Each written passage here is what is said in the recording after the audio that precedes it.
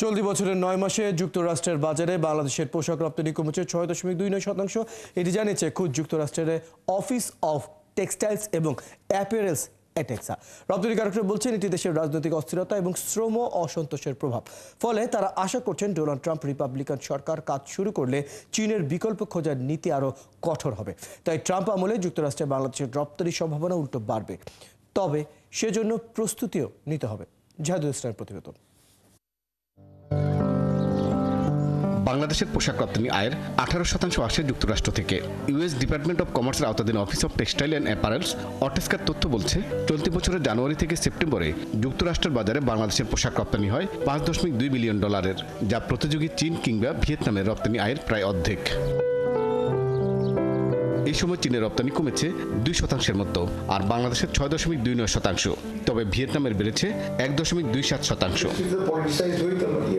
এই রপ্তানিকারক বলছেন 2023 সালে জাতীয় নির্বাচন এবং চলতি বছরের রাজনৈতিক অস্থিরতা, সরকার পরিবর্তন ও শ্রমিক অসন্তোষের জেরে যুক্তরাষ্ট্রের রপ্তানি আদেশ উল্লেখযোগ্য হারে কমেছে।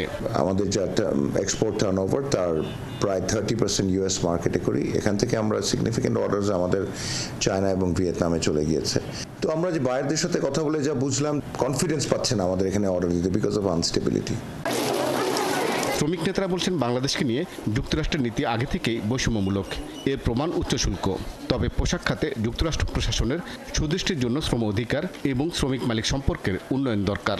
মালিক শ্রমিক শিল্প সম্পর্কটা কিভাবে আরো উন্নত করা যায়, সাস্টেইনেবল করা যায়, সেদিকে এই তিন পক্ষই মনোযোগী হবেন, এটা আমাদের প্রত্যাশা থাকবে। বিজিএমই এর সাবেক এই সহসভাপতি বলছেন, সাম্প্রতিক সময় যুক্তরাষ্ট্রের সরকার পরিবর্তনে প্রেসিডেন্ট ট্রাম্পের বৈদেশিক বাণিজ্য নীতির কিছুটা সুফল পেতে পারে বাংলাদেশ।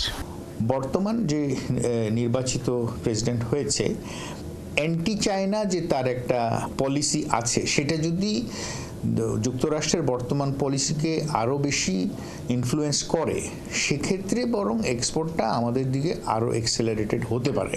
অন্যদিকে America chamber of commerce in Bangladesh বলছে, যুক্তরাষ্ট্রের বাজারে বিশেষ সুবিধা পাওয়ার আগে নিজেদেরও প্রস্তুত হতে হবে। তো আমাকে টেকার জন্য যা করা দরকার আমাকে সেটা করতে হবে, এটাই হলো বড় কথা। আমরা যদি নিজেরা তৈরি না হই, তাহলে পরে তো আমরা এই সিচুয়েশনটাকে ম্যানেজ করতে পারবো না। বর্তমানে যুক্তরাষ্ট্র পোশাক রপ্তানিতে মানভেদে বাংলাদেশকে শুল্ক দিতে হয় 8 থেকে 10% পর্যন্ত। জাহিদুল ইসলাম, 71, ঢাকা।